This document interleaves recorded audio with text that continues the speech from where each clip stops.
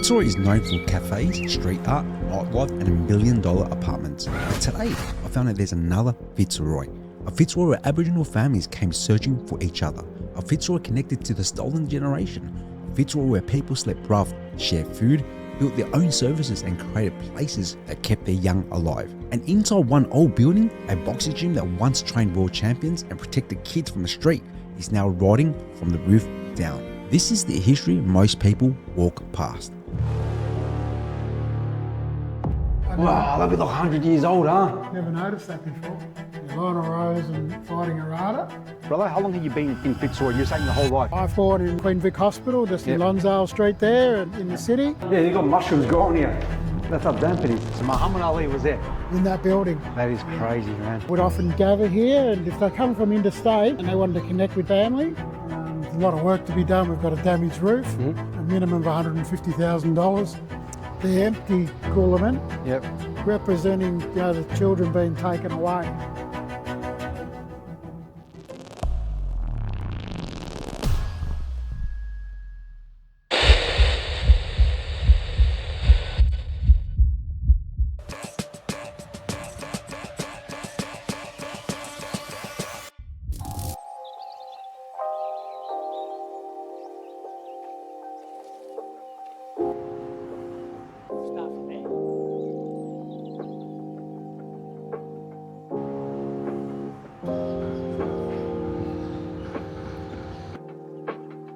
Most people know this version of Fitzroy. Cool bars, cafe shops, street art, expensive apartments, a suburb that looks like it's always changing. But when Troy started walking us through these streets, I realised that the real story isn't what Fitzroy became, it's what Fitzroy used to be and what's still hidden here. For me, as a tourist, this place is very funky. But Fitzroy's got a massive history, right? So explain to us, brother, where we're standing right now. Troy Austin, Gunda Jamara man, Kirayarung, Japarong, born and bred here on the streets of Naarm, Melbourne, particularly around the northern suburbs and Fitzroy, Collingwood area. Yeah, so where we're standing right here, the parkies, our elders, our street community would often gather here, and if they come from interstate and they wanted to connect with family, this is where they would make connection. You often hear when Uncle Jack was alive, Uncle Jack Charles, he would talk about coming to Fitzroy and catching up with the mob. And when he got his first paycheck, he came down to the builders and he got in trouble because he was excited to meet the mob and he was shouting and everything. And then when he went back home, he got in trouble off, must have been foster parents or something like that. Used to be a blanket in the middle here or a hat or something. Whoever come in, they might only had 20 cents, but they'd chuck it in there. Like whatever they had, they'd chuck in to help, might get a feed or slip across and grab a flagon or something just to share with the mob. But anything that anyone had, they would share amongst themselves. And the parkies used to sleep here, and sadly, and Aboriginal Hostels Limited end up hostel around the corner. I'll show you a little bit later on at 66 George Street, and that became the George Wright Hostel and cared for the elders there. So Uncle Archie and Auntie Ines, they would work in there and look after the elders. Our elders were here every day. Like this was where they'd have the bin going, with the old barrels with the fire to try and keep them a bit warm. Kutcha Edwards often talks about the little grill there? They would put a bit of ice in there and that'd be their little esky if they had drinks and that sort of stuff. But no, this is an important area because, as I said, the connections from all around Australia. If someone was travelling through Melbourne, they would come to Fitzroy and get their connections. And there's a Yallinguth app along the way here, and you can come along and walk along Gertrude Street, put their headphones in, and I'll tell you about the history of all the organisations along this street. Oh, wow. There used to be about 15 organisations just in this little strip. I'd call it the Dirty Gertie. It's about a half a mile. And that's where the mob used to gather. You couldn't walk down this street without bumping into a big mob of Koris. The Health Service, the Legal Service, VACA, Aboriginal Housing Board, our gym, Lindy Buy Workshop, where the elders would get a bit of a feed, and some amazing artists, I'll show you. There were a lot of issues over the years. Police would come here and they'd be arresting people, take them down to the cells. Might give them a bit of a, bit of a slapping around, and but the next day they'd be back here again. Where else are they going to go? So, there was that, and they moved on down to Collingwood. The area, as you mentioned before, a bit gentrified as well. Oh, okay. You know, so and you've got flats and stuff here with the young kids, and a mob gather down on Smith Street as well now. So they just stopped coming here, particularly once the health service moved. So that was right across the road, and now they're around in Nicholson Street. So there was that strong connection, the health service just there as well. Okay, so pretty much a lot of the people here migrated to pretty much Collingwood. Or other areas. And down Richmond, you've been down the Richmond area now as well. St Kilda into the CBD, but this used to be the gathering place. And my fondest memory is just being down here with the uncles and aunties, and just being able to sit down here and support the parkies. We were 15, 16, working in the gym and in the organisations here, and me and my cousins and my good mates would come here and spend time, sit here just with the elders, and some of them might pull out a guitar and do a bit of singing. And so just being able to be here.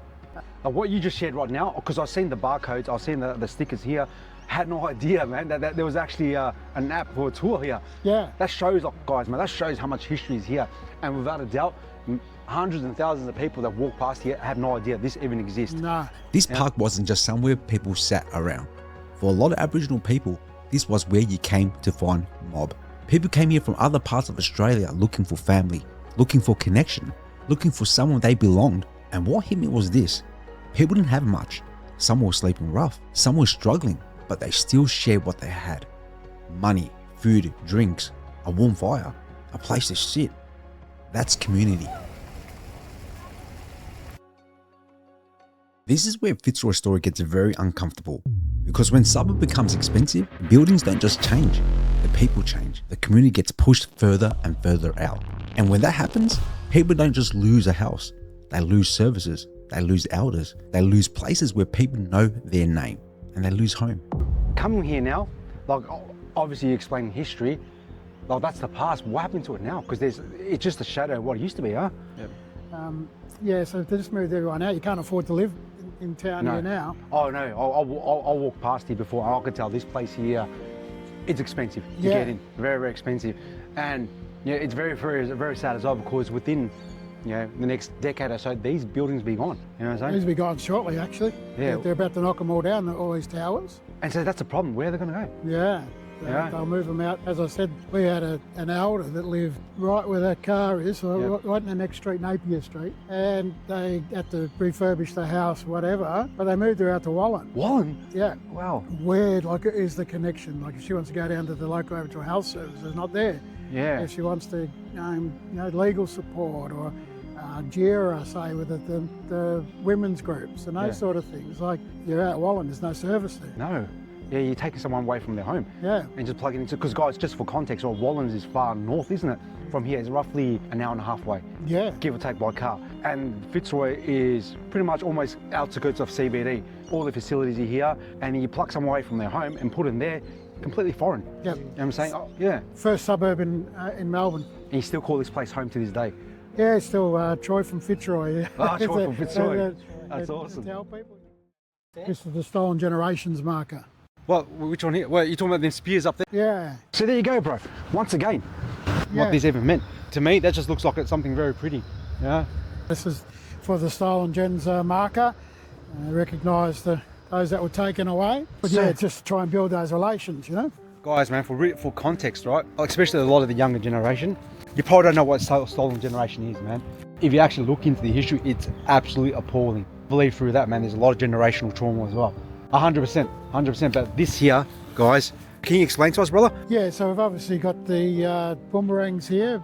And they would represent returning home. The boomerangs, and you see the etchings, like in Victoria, traditionally they didn't do the dot painting, etch art, so that's why they're done like that. I think Rico Rennie might have been involved in doing that, one of our local artists, good man, and then you've got the Coolerman here, and Auntie Donna Wright will often talk about the empty Coolerman, representing, the children being taken away. But the fact that it's empty, you look at it and it's just a bare vessel, where traditionally they would have been carrying babies in Coolaman, they would have been hunting, carrying food sources and all that sort of. That is sad, man. Can you guys just give us just a quick little history about the stolen generation, how it happened, why it happened, so people can understand? The stolen generation, we looked up Lan Hancock before when he talked about breeding the Aboriginal people out, but the good-willed people of the time, they said they'd done it for good intentions, but they removed Aboriginal babies away from their family just to for protection. They said back then, but that they were safe in their communities, and with family in our community, the whole village raises children, and so the stolen generation, there was a policy to remove kids, and usually that, I hate the term, but half-caste kids, those that weren't full blood, and that the policy was to remove the children. That is disgusting, man. And they took them off to homes. So you often hear some of the elders speak about the different homes that they were removed to. In some cases, you've got brothers, and Uncle Archie used to talk about meeting his brother there in the homes, but they didn't know they were brothers. I've heard of the word stolen generation before, but standing here, seeing the marker and hearing what it actually means, it hits differently. The boomerang represents returning home. The Entim Coolaman represents the children who were taken away. And the worst part is, this isn't ancient history. There are families still living with this pain, still searching, still trying to reconnect. As a father, I can't imagine someone taking your child from you because who you are. And for the generations after that, families are still trying to put the pieces back together. So this used to be the old Aboriginal Health Service and dental. So this dental van here, his van used to go around Victoria, and it would be kitted out with a dentist chair, and they had the dental nurses used to go along. Uncle Johnny Mack used to drive it. He would visit all around Victoria giving dental care. Because obviously they couldn't all come here. Yeah. So they would take the van out. Their own dental services now, but initially it was run out of here, Wow, so much history, huh? So what is it now? What's this place now? I'm not sure what they're doing. They have meetings and workshops and that type of thing in here now. Yep. You used to come in here, and the clinic would be on the bottom floor with the health service, and go upstairs to those two windows there was the dental, black and yellow, right across here. Hospitality service they were running out of here. You wouldn't even be sick, you'd just come here to hang out. This street was packed with black fellas, No, this Gertrude Street. It would have been, like I said, 15 organisations along this street. Yeah, wow, there's a lot of services, huh? And everyone, you could come in here and you'd get all your services in one day if you wanted, if you needed to. Right next to the health service there. So then across here, you see where the tree's pushing up against that building there. Yeah. So that was the first gym. When I say about Auntie Alma, it's important Dad to have the first gym. Just in that other building there, the small brown one, that was the Nindi Buyer workshop. So people would go in there and I'd do clay or make boomerangs. Oh, wow. Artefacts in there, and Auntie Jan Chessels and Desi Gallagher were involved in that one there, the parkies. And then we end up combining the two organisations, come together. Gym and Nindi Buyer, we moved just down here to one of those the last of those two-storey buildings there. Yeah. The gym upstairs and all the recreation stuff. And downstairs was the Nindi Buyer workshop. So then this building here, which is the famous Fitzroy Stars Aboriginal Community Youth Club Gymnasium. Yeah. It was an antique shop, and he wanted to give it to Aboriginal people, sell it to Aboriginal people. So he held on to it, and he said to Dad, when you're ready and able to buy it, I want to sell it to the Aboriginal community. Yeah. And eventually through the Aboriginal Development Commission and Department of Aboriginal Affairs, Graham Atkinson and Keithy Clark, they supported us to be able to purchase this building and then also to renovate it. So we loved it. We're coming here and it was for a good cause. And you're doing some physical work. We were 16, 17, so we loved it, And across the road, Auntie Beryl Booth used to run that hotel. Wow. There used to be a hotel there, and it was called the Royal Hotel back then. Yeah. And basically Your aunt used to run it? Yeah, Auntie Beryl Booth. So I'm going here, like as I said, guys, earlier, this place is full of hipsters, man, and we have no idea the history here, huh? Yeah. So have a look at this place. Yeah, I'll get some B-roll shots. Oh, it's a beautiful building, man. Oh, it's a beautiful building, man. The old hostel here. Okay, yeah. What is this bike, man? Jarvis. I'm back to get that in a minute. Even here, like, see, this is her artwork. And there was a third one here. Someone knocked one off, believe it or not. Really? Oh, Yeah. there was a third one. That's why it's under repair. It's So someone's backyard. I reckon they might have melted it down and they're flogging off. I'm not sure what it's made of. But Oh, the good old copper. Copper. yeah, the council reckons, that they've probably cut it off and yeah. Gertrude Street wasn't just a street, it was a lifeline. Healthcare, legal support, housing, youth programs, food, sport, and community. When the system didn't look after people, the community built its own system. That's what this street was, a place where people could get help, get a feed, find family, and feel like they belonged. So this one here is the old George Street, the old George Wright, after one of the parkies that was named, one of the local elders. How long ago did it close down? Oh, it'd have to be a good while now, 10, 15 years. 10 years, eh? Yeah, it'd be a good while now, yeah. I still see me cousin Tullybuck standing up there, you know. Wow. Still see it. Yeah, Wow. he passed away nearly 20 years now, actually. Wow. Used to stay here. Yeah, he stayed here, yeah, he loved it. In the big dorm. And there would have been about 8 of them in that dorm right there in that front. And yeah, it's a shame that it got sold. I don't know why they would have done that. They kept their hearts like full, Yeah. you know, because we had somewhere to come and share. And Wow, so for you it was a safe haven, huh? Yeah, well, not so much for me because, but for the mob, yeah, like we were here next door, so people would come from there, come in here. you just go and kick back in there with them for a bit. Yeah, every day. You know, doing the labour in here would either be in there. This building used to mean safety. For people sleeping rough, this was a place to get warm, a shower, a bed, breakfast, a place where people weren't invisible. And now, like a lot of old community spaces, it's gone. The building is still here though, but what it gave people, that's what disappeared. In Fitzroy, sport was never only a sport. It was family, it was discipline, it was pride. It was somewhere to belong where everything around you was changing. The Fitzroy Stars story matters because it shows what community does when young people need direction. They don't just talk about hope, they build into a club, a team, a gym, a place to walk into. Then we walked into the old Fitzroy Stars gym.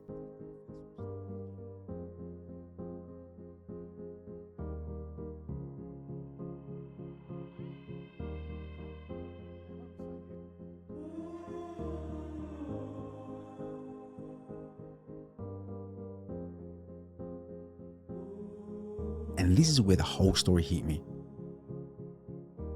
Because this place wasn't just about boxing. It was about keeping young people alive. It was about discipline, somewhere to go, somewhere to train, somewhere to be seen. A kid off the street could be hitting a bag next to a world champion. And in this room, they both mattered. This is the colours of the Cronk Gym. This red lawn, that's the Cronk Gym. That's the world famous gym in the world. That's Tommy Hitman Hearn's trainer. And their signs and stuff. yeah, so the board said, refused to allow it. They said, we'd love for Zuma to train here, We don't promote that, eh? but we're not promoting alcohol. Oh, yeah. Yeah. Check this out. Well, we found this photo. Did you want to talk to it, eh? Yeah, so this photo sitting right in this corner here. That's that. So you've got Michael Mora, the world heavyweight champion, boxer, and one of the best trainers ever, Manuel Stewart, trained Thomas Hitman Hearns, sitting right in that corner there. You can see Emmanuel sitting on that side and Michael Moore sitting in front of him. Tell a lot of stories, the old gym here, yeah. It's the old one here that Lester used to, his old poster when he was on top of the world. You can see he's still sitting there, look. That's the way he signed it. Oh, To Troy, this would have been 1985, I reckon. I want to get some Got more a photo B-roll. with him recently, yeah. He's, that? yeah, him and Barry Michael. He's got his gym, he's all around the world. Melbourne now, he's got his, well, this is it here, look, Michael Moore. That's here, eh? That's here. And that bloke's world heavyweight champion. George Foreman knocked him out to get the world title. Remember George Foreman? Yeah. Yeah. Wow. She's a Turkish fighter. And that was the thing about it, you know, they go on about reconciliation these days. Yeah. Yeah, but it's like a big thing. Back then, you just got to like. It was there. Everyone was together. Didn't need a word called reconciliation. We just got along. Just got along and just big melting pot. And once you come through them doors, didn't matter if you're black, white, Chinese, European, as long as you were prepared to do the work. That's right. And respect the place. Yeah. You were welcome here. Yeah, that's right. Yeah. Yeah. And this here, Sandana, so this bloke here, right? He's training the best fighters in the world, but here he's training like Lisa Thorpe and his sister Thelma. Little kids. Little kids, you know. And train killers at the same time. Yeah. But he had the same amount of time for the kid as he did the world champion. He was one of our old boxing trainers. He was an old Frenchman. He was rated in the top 10 in the world. Wow. When Johnny Famechon and them were fighting way back then. Can't see a photo of Dennis Alexio, but the guy that had a blood sport, he trained here. He fought Stan the Man. First round, Stan kicked him, broke his shin in half. Damn. Broke the guy's shin. And this is a bloke out of kickboxer, Dennis Alexio, who's world champion. Yeah. Out of movie kickboxer. Yeah. That's the brother that dies, yeah? Is it? In kickboxer? The one that dies, he was actually a champion. Was he? Yeah, the one that dies, and then Dennis Alexio, look him up, yeah. Yeah, then Van Damme comes and goes, gets his revenge. Yeah, my car too. Where'd you park? I'm just at the front there. Yeah, that's the only bad thing about here. But yeah, this bloke was in New Zealand. He was tough as nails. It's just like, didn't matter, as I said, black, white, whatever. Like, no one worried about it. Yeah, so a bit sad you see that how it is at the moment, but yeah, we're trying to resurrect it. We're having some meetings at the moment. Narita Waite and the Aboriginal Legal Service helping us out. Normally the Koori Youth Council based in here. Council, they've been out at Kalara at the moment with Kyle Vanderkype and James Williams. Oh, they've been at Kalara then. Yeah, they're operating out of there, but we want to get them back into this space and turn it back into a hub, an Aboriginal youth hub. And when we say youth hub, it's like it's always been a youth club, but it's always been open to the mob. You know? It's not the sort of youth club where, you know, you're an elder, you can't come in. No. So yeah, the aunties, my nan, Mum Yalla, my mum Pat, Auntie Janice, Auntie Edna Brown, Sandra Black, they used to have a big Bain Marie that would come out here. So they'd cook in the kitchen here, and then the big Bain Marie would keep all the food hot. And you get a 3-course meal, you get a nice chicken corn soup or something, a roast meal, and a bit of dessert, bit of bread and butter pudding, rice pudding, and all for about $5 for those that could afford it. Those that couldn't, obviously got it for free. Dad, and the building's named after him. Oh, is it your dad, huh? Yeah. How does that make you feel? Like your family tied to history, to this place? Well, I've been around it since '82, and it's proud to be involved with the Fitzroy Stars, and particularly the Youth Club Gymnasium and Mesa, as it's now called. Yep. It's just been part of my life ever since it started. Yeah. That's me when I was fighting. That's you there, huh? I mean, Dad was my trainer in the corner. Yeah. Wow. There you go, your dad right there, huh? But yeah, as you can see, it's been a bit of flooding, and they had to rip up all these floorboards and everything like that. Oh yeah. All come through here, so it's still leaking. Part of the reason why I wanted Jarvis to come and have a look. Wow. Oh, that's damaged, man. Well, this is not even the worst bit. Because I can smell the mould and... Yeah, you've got mushrooms growing here. That's how damp it is. Wow. Yeah, the roof's leaking, so that's what I need to get some support with, trying to fix the roof. Yeah. Damn, behind these walls, so much history. The old Fitzroy Stars, the old parkies. Some of these guys, some of these guys that be in the park drinking all week, you know, like they were literally homeless, but then they'd get up and go footy training and play football on the weekend. Wow. That was their connection, you know. Still be part of the community, part of the mob. Wow. So much history here. Lionel Rose and Fighting Arata, the two legends, and Paul Williams played Lionel Rose in the movie. Wow. Yeah, this is the old kitchen that the elders used to cook in and provide meals for the community. Yeah. Yeah. Wow. A lot of food here to actually keep people warm and... Yeah, it was a great quality kitchen. But at its time, yeah, it would have been very good, yeah. Oh wow, there's a lot of meetings here, huh? Yeah, the old boardroom. Yeah. So you see all the legends around. Oh wow. Yeah, so their prints, the actual originals, are burnt into big lumps of wood. Are they? Whereabouts? A bloke from Cairns actually done that. Yeah. But yeah, just when you see the detail, you see like Artie Beechman up there. See here, Eddie Gilbert. He got Bradman out for a duck. Oh, what? You see the markings on his chin and that. It's a beautiful artwork. Uncle Lionel's statue, so Lionel Rose's statue. All the world champions travelled to Druin. All the world champions down there. Yeah, they travelled to Druin just out of respect when they got a life-size one, obviously, but they sold these small ones so that they could fund the statue. Oh, so they sold them to fund the bigger one. Yeah, so a little replica there, and in Warragul that main statue is there. Here at 19, bloke pulled out of a fight with Fighting Arata, and they were looking for like an easy fight, so Arata could have a warm-up fight when this other bloke was ready, and I think Lionel was rated about number 8, so he wasn't the main challenger for the world title. But they rang up and they said, yeah, we'll take the fight. And 19-year-old champion of the world. Yeah. Wow. 15. So it wasn't even meant to be his weight. Nah, 15 rounds back then too. Wow, so it was just a backup. Yeah. Wow, 15 rounds. 15 3-minute rounds, so 45 minutes of actual boxing. Wow. And then 15-minute in between the breaks. Yeah. Artwork was done by the prisoners at the MAP, Melbourne Assessment Prison. Oh, yeah. And they donated it to the gym, yeah. Oh, nice. So guys, man, make sure, right, leave a comment if this place is here, you got ties to this place, or you know anyone that's tied to this place. Like, we would love to hear your story in the comments. So this is the purpose of the gym. Yep. So there was a lot of young fellas that were on the streets, particularly once the Fitzroy Stars football and netball club wasn't operating. So yeah, a lot of drugs, a lot of speed and heroin in the area at the time.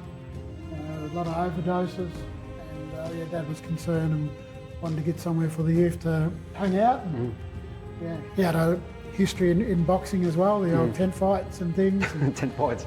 Wow. His brother, Uncle Lockie, was Commonwealth champion. So Dad wanted to use the gym, boxing, as a way to get community active, but you didn't have to be a boxer to be hanging around. It was more a community hub, a bit like the Fitzroy Stars and Rumba now. Yeah. Footy is the vehicle, but it does so much more outside of just the sport.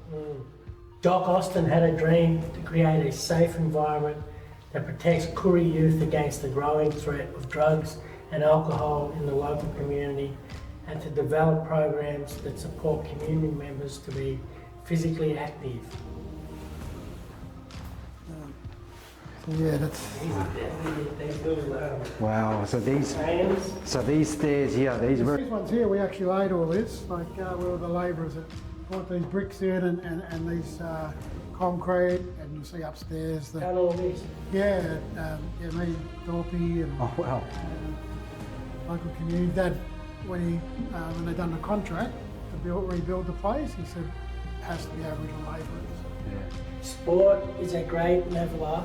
It creates an environment where Aboriginal people can be accepted for what they do, where they can be treated as equals and judged on their performance, not their colour, not the colour of their skin. Uncle Jock Austin. Wow. It's still relevant today. It's sad, isn't it? Like that's back in the 80s, and today you still got racism. We had young girls that were accosted at a netball recently, where the other side were making gorilla noises. And then when it went to the tribunal, and they made a complaint and went to the tribunal, they asked them girls to reenact, what were they doing to you? So they had to, they were expected to reenact making. But today, this building is damaged. The roof leaks, the floors are wrecked, but you can smell the damp. And when you know what this place has meant to people, it's hard to look at it like this, because this isn't just an old building falling apart. This is history leaking through the ceiling.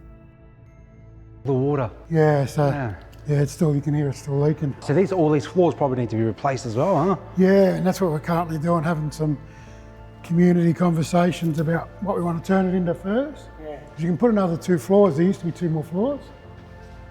So do we get the roof fixed or do we build up? I think it needs to stay out. Well, not stay, but like... Yeah, keep a bit of the character. Yeah. I love it. Brickwork, it's a beautiful place. Yeah. The plumbers, they explain it to me, like, water finds a little spot. Yeah. And then it'll just go to there, and then if that gets overflowed, then it'll move. So yeah. It's got to escape somewhere, Yeah. So it comes here, went down onto that ground floor where we first come in, when you can see out on Gertrude Street. Yeah. And then right down in the basement where we were talking about Michael Mora. Yeah. Behind that's damaged all the way down there. Wow. So we need to get that roof fixed. Fixable, eh? Yeah. I got a quote for 150 grand. So I reckon, this is nice. Oh wow, it's got that bark there as well. Yeah, well that was left over from one of the plays. Oh, okay. So we had Culture Evolve here. Can I do a photo shoot here, brother, one day? Yeah, bloody yeah. This is where the story becomes bigger than history. Because remembering the past is one thing, protecting what is left is another. Yeah, so tell us, bro. So how come so what awareness you want to bring for this place? Yeah, so we want to relive the youth hub, revive the youth hub here. There's a lot of work to be done. We've got a damaged roof, so we need a minimum of $150,000, try and fix the roof. And then we've got to try and bring back each floor to its former glory. Some of the world champs have been here. The old Fitzroy Football Club in '86 with Bernie Quinlan, Chrissy Johnson, the elders. So this place here, we just need to resurrect the community spirit in the building. But yeah, it's going to take an investment of funds. Yep. We're currently having some community consultations about what the venue could look like as a youth hub, community hub again. But yeah, it's going to take some dollars to fix the emergency issue, which is the roofing. So we need a roof plumber and try and get that fixed. Short term is to do repairs, long term to recreate the energy and bring back the culture to Gertrude Street and 100%. the Aboriginal community and help a lot of young people as well. Yeah, we've got a lot of young people in the juvenile justice system, being taken away from family. We've got boxing groups from all over Australia, community youth groups that know about this place, want to come here, they want to do exchanges, so we can take our kids to other parts and experience culture in other areas, and then bring them to Melbourne and Victoria to experience our culture.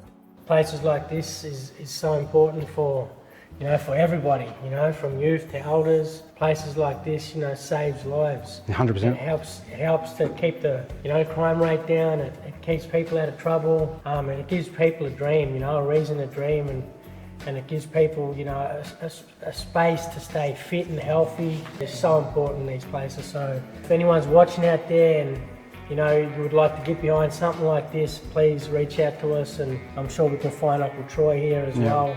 Let's make it happen for the future of children and community and health and fitness and all that stuff. Yep. And it hurts our heart and our spirits to see what the building is today, knowing its history and knowing what it can be for our youth in the future. Fantastic, man. So if those are for businesses who are watching that stuff, where can they contact you or how can they help?